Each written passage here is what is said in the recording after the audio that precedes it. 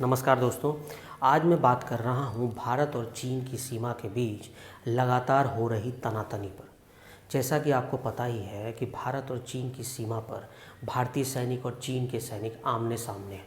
दोनों ने एक दूसरे के विरोध में तंबू गाड़ लिए हैं, यानी टेंट लगा लिए हैं। अब इनके बीच हाथापाई हो रही है, लाठी डंडे चल रहे हैं, पत्थरबाजी तक हो रही है। लेकिन सवाल ये मैं आपसे जानना चाहता हूँ कि 1962 की लड़ाई के बाद से भारत और चीन के सैनिकों के बीच में आज तक एक बार भी गोली नहीं चली। तो आखिर इसका क्या कारण है कि भारतीय सेना और चीनी सेना दोनों बिना हथियारों के सीमा की रक्षा कर रहे हैं। साथ ही एक सबसे जो लेटेस्ट विवाद है वो है सैटेलाइट इमेज का विवाद, जो कि एक ऑस्ट्रेलिया के थिंक टैंक ने जारी किया है, जिसमें ये देखा जा रहा है कि भारत कितनी तेज़ी से सीमा पर डेवलपमेंट कर रहा है। और यही चीन को ये बात बहुत परेशान कर रही है, क्योंकि चीन ने अपने साइट्स की एरिया में तो बहुत डेवलपमेंट किया है।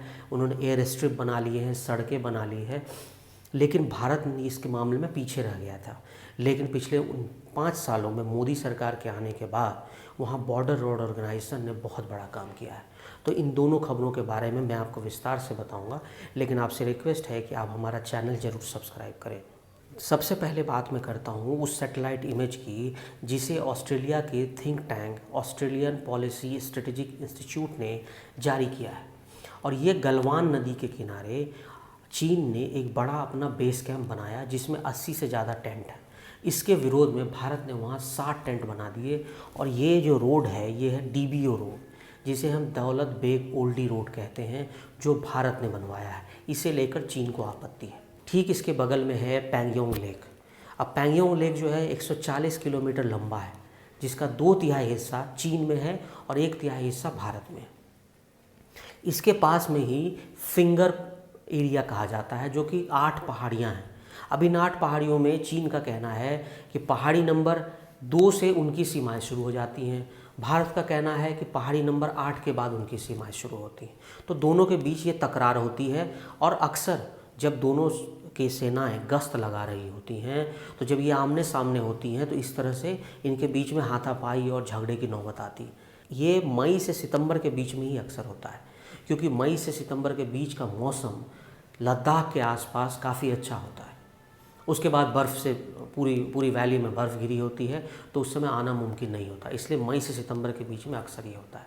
अब मैं आपको बताता हूँ कि गलवान वैली के पास जो बना ये कैंप है, ये कितना महत्वपूर्ण हो चुका है।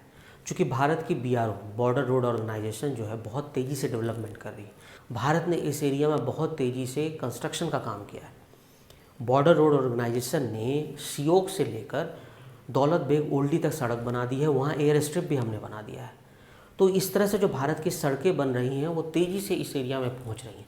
क्योंकि चीन को लगता था कि भारत इसमें पिछड़ जाएगा, लेकिन ऐसा नहीं हुआ। इसी बात को लेकर चीन इतना परेशान हो गया है कि चीन का जो माउथपीस अखबार माना जाता है ग्लोबल टाइम्स, तो उन्होंने ये कहा कि गलवान वैली के पास हमने कंस्ट्रक्शन किया है, और भारत अगर वहाँ करता है तो भारत ये ना भूले कि ये डोकलाम नहीं है। तो एक तरह से वो भारत को धमकी देना चाहता है।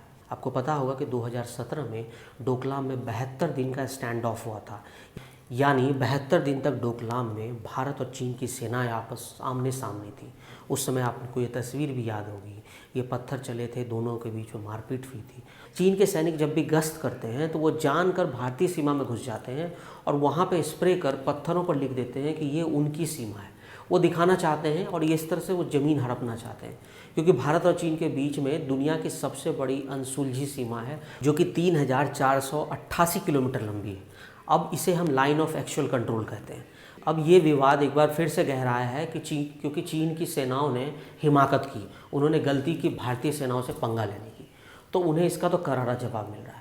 लेकिन मैं आपको ये बात बताना चाह रहा था कि जब दोनों सेनाएं आपस में लड़ती हैं, भिड़ती हैं, तो उनके बीच धक्का मुक्की होती है, हाथापाई होती है, पत्थर तक चलते हैं, उनके पास लाठी होती है तो लाठी से एक दूसरे को मारते हैं। अब तो चीनी सेनाएं जो हैं अपने साथ कैमरा लेकर वीडियो रिकॉर्डिंग करती है बचाते हैं इस चीज़ों की। आपको ये वीडियो मैं दिखा सकता हूँ, ये काफ़ी पहले ये वीडियो वायरल हुआ था। तो सवाल मेरा ये था, जो मैं आपको शुरू में बता रहा था, कि आखिर दोनों सेनाओं के बीच में हथियार क्यों नहीं दिए गए। ये हथियार इसलिए नहीं दिए गए क्योंकि भारतीय सेना और चीन की सेना के बीच में एक संधि हुई थी, एक आपस में बातचीत हुई थी, जिसमें उन्होंने फैसला किया था कि ये चूँकि सेंसिटिव एरिया है, इसलिए माहौल इतना ना बिगड़ जाए कि दोनों के बीच में गोलियां चलने लगे।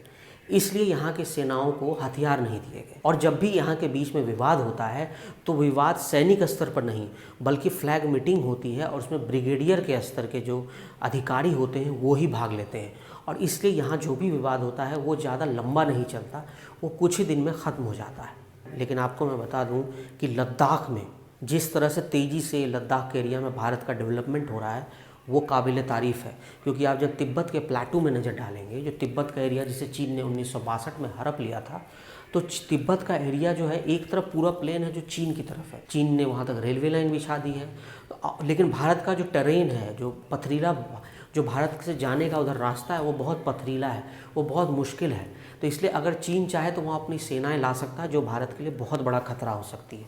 इसलिए भारत चाह रहा है कि जल्दी से जल्दी, खासकर मोदी सरकार, वो चाह रहे हैं कि जल्दी से जल्दी इन क्षेत्रों में जहाँ पहुँचना मुश्किल था, नामुमकिन था, वहाँ भारतीय सेनाएं जल्दी से जल्दी पहुँच सकें। क्योंकि चीन को ये पता होना चाहिए कि ये नया हिंदुस्तान है, जहाँ चीन की ये हड़प नीति नहीं चलेगी, वहाँ भारत इसको जवाब देगा, और ऐसा वैसा नहीं, करारा जवाब देगा, जो चीन को याद रहेगा कि वो 1962 में उसने जो गलती की थी वो दोबारा दोहराने की वो कभी सोच भी नहीं सकता।